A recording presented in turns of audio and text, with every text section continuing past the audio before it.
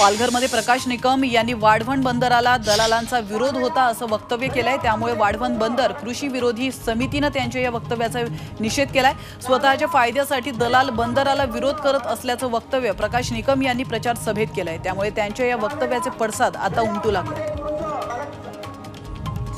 तृतीय पंथीयांनी मवियाचे उमेदवार अमोल कीर्तिकर यांची भेट घेतली आहे। आम्हाला अमोल बद्दल जास्त विश्वास आहे आणि त्या अनुषंगाने आम्ही यांना समर्थन देऊ भेटायला आलेलो आहोत असं त्यांनी बोलताना म्हटलंय। तर कीर्तिकरांनीही त्यांना मदतीचं आश्वासन दिलंय। 10 मे रोजी राहुल गांधी आणि अखिलेश यादव यांची रॅली होणार आहे। तर कन्नौज आणि कानपूरमध्ये त्यांच्या संयुक्त रॅलीचं आयोजन करण्यात आलंय। यावेळी काँग्रेसचे खासदारही उपस्थित राहणार आहेत।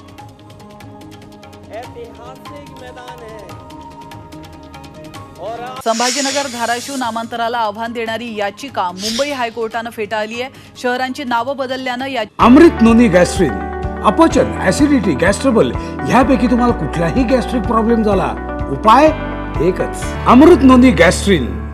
याचिका दाखल करण्यात आली होती, मात्र हायकोर्टाने ही याचिका फेटाळली आहे। तर राज्य सरकारने औरंगाबाद शहराचं नाव बदलून छत्रपती संभाजीनगर तर उस्मानाबादचं नाव बदलून धाराशिव करण्याचा निर्णय घेतला होता।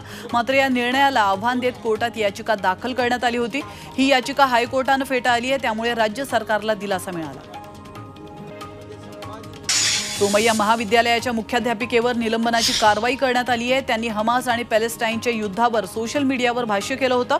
यावरून विद्यालयाने त्यांच्यावर ही कारवाई केली आहे। मात्र माझं निलंबन चुकीच्या पद्धतीने करण्यात आल्याचं मुख्याध्यापिका परवीन शेख यांनी म्हटलंय। चंद्रपूर जिल्ह्यातील चिमूर तालुक्यातल्या उमा नदीचा कायापालट फक्त कागदावरच राहिलाय। कारण उमा नदी प्रवाही करण्यासाठी राज्यस्तरीय योजनेत समावेश करण्यात आला होता। मात्र कित्येक महिने उलटूनही योजना कागदावरच राहिली आहे। तर उपक्रमांतर्गत आखलेल्या उपाययोजना कृतीत आणण्याची मागणी पर्यावरण प्रेमी करतात।